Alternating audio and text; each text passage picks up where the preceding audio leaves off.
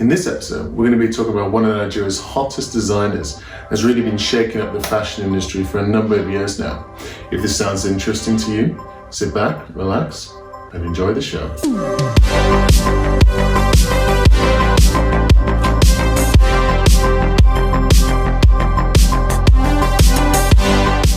Hey guys, Emeka here, and welcome back to the second episode of The Closet.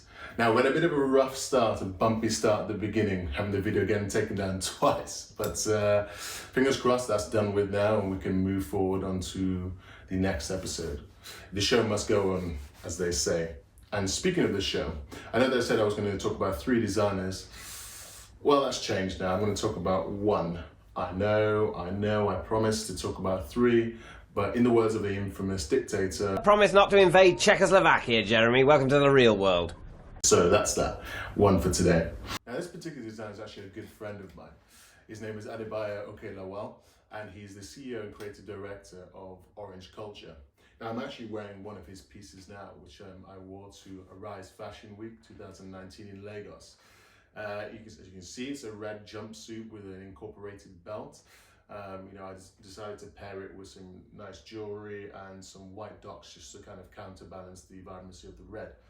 It fits pretty well, to be honest. Obviously, you can see it's a quite body-hugging kind of fit, but I'm surprised it even fits given the fact that, getting a bit of weight staying inside and not exercising during this quarantine. But there we go. I think it's just the elasticity of the material that allows for that. Orange Culture has been running for a couple of years now.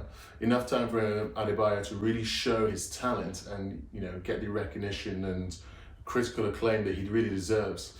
The things I really like actually about the pieces that he creates is, first of all, it has 2 sides to it. It leans to both a traditional and a contemporary audience. So when we look at the traditional side, for example, as well as the heavy use of patterns and prints in which he incorporates into his work, you can see that it leans towards having very vibrant color palettes. Something that we see within our Nigerian culture itself. It's all about standing out.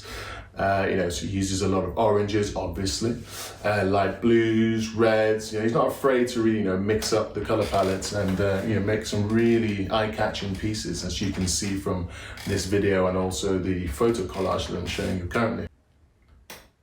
But he also has a contemporary side. And now this contemporary side comes from the way he actually styles the clothes and the models that he uses for it.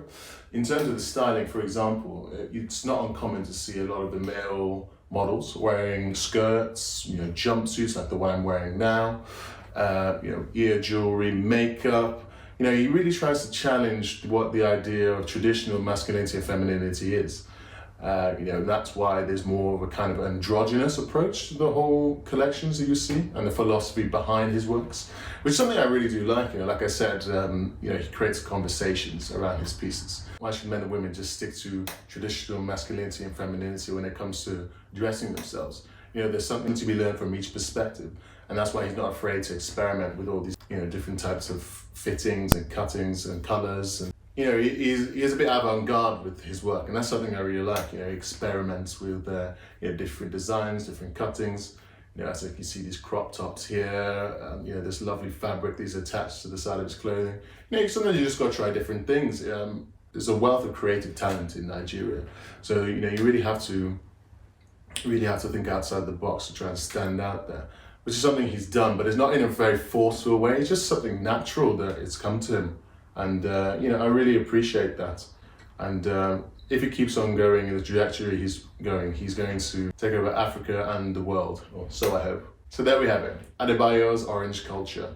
I've left the links to his website and also his social medias in the bio, in case you want to have a look at some pieces that maybe I missed out, and just see his collection and peruse through on your own time. In the next episode, I'm going to be talking about another Nigerian designer. This one is called Tokyo James.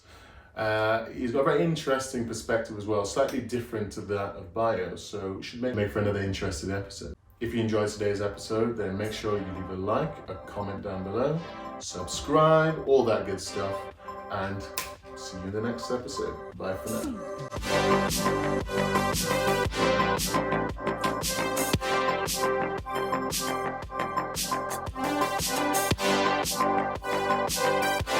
now.